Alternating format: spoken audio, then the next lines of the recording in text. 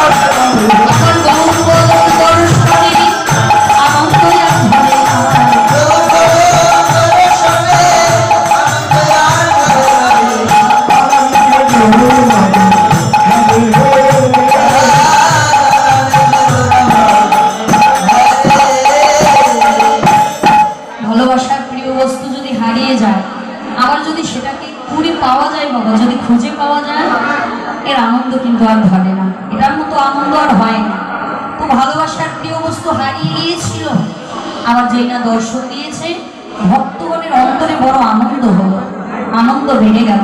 এবার ভগবান মনে মনে চিন্তা করলে, এরা আমাকে কতটুকু ভালোবাসে, এদের ভালোবাসে একটু পরীক্ষা করা যাক। কতটুকু ভালোবাসে পরীক্ষা না করা পর্যন্ত তো আমি আমার করে নিতে পারি না। যে করে ভগবানের আশ, ভগবান তার করে সর্বনাশ। যদি সে না ছাড়ে পাস, পেয়ে যায় তার শ্রীচরণের দাসাদাস। ভগবান ভক্তগণকে এক একভাবে পরীক্ষা করে, শোক দেয়, তাপ দেয়, বিরহ দেয়, জ্বালা দেয়, যন্ত্রণা দেয়, দুঃখ দেয়, কষ্ট দেয়। এক এক ভক্তকে এক এক ভাবে পরীক্ষা করে।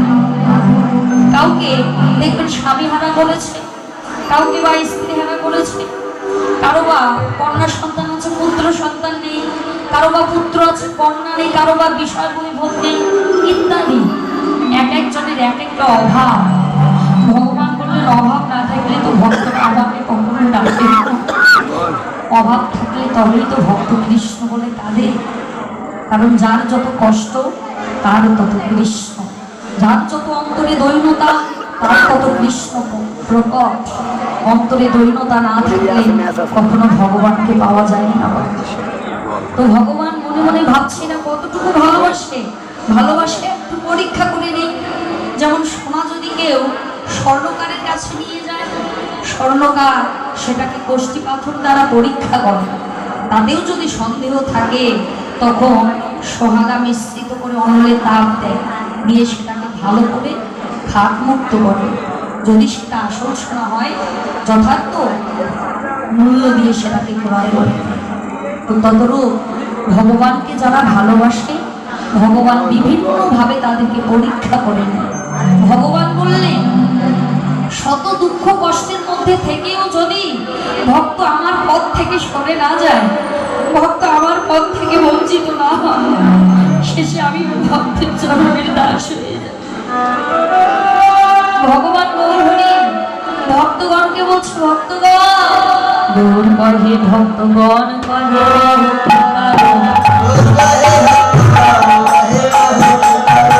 গৌর কহে ভক্তগণ কহে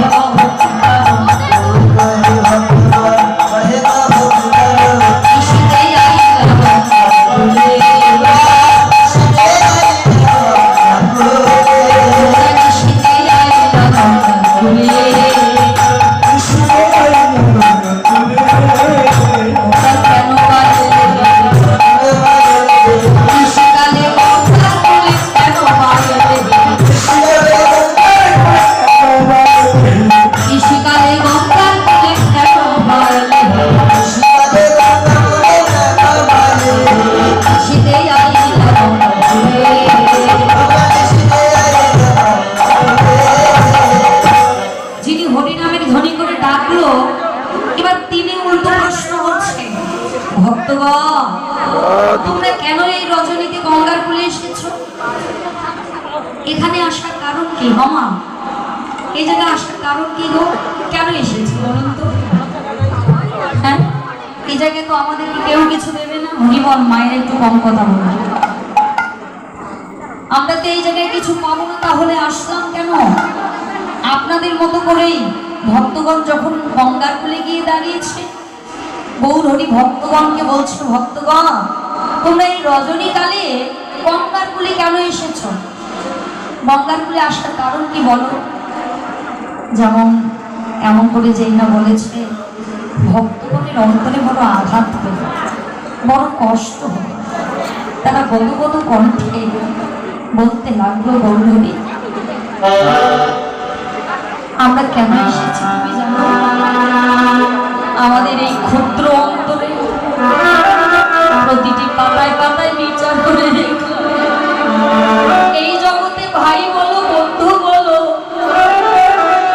আত্মীয় বলো, স্বজন বলো, বাবা বলো, মা বলো, স্ত্রী বলো, পুত্র বলো, কন্যা বলো, এই জগতে কেউ কারো নয়।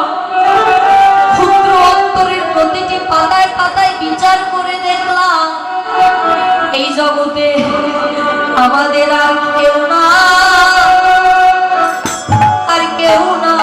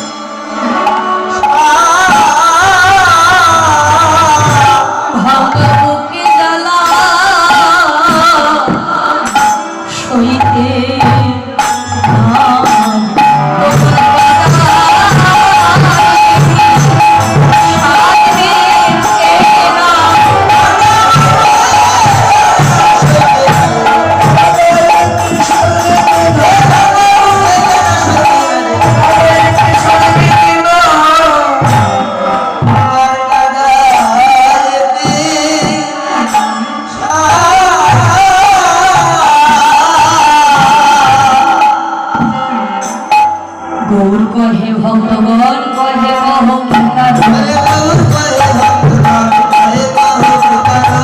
শীতে আইলা বলে বাসুদেব বস কহি কথা বলে সারি ভাই আর ঘোড়া চাঁদ খাইলা হইতে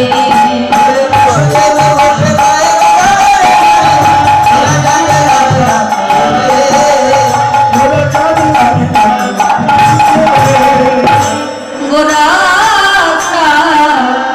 লাগিলা